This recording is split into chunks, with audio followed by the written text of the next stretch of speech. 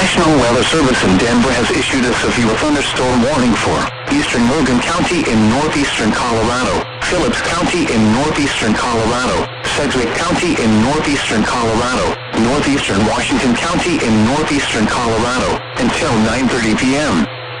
At 8:24 p.m. Mountain Daylight Time, severe thunderstorms were located along the line from near Sedgwick to 8 miles southeast of Atwood, or along the line from 13 miles west of Julesburg to 11 miles south of Sterling, moving southeast at 30 miles an hour.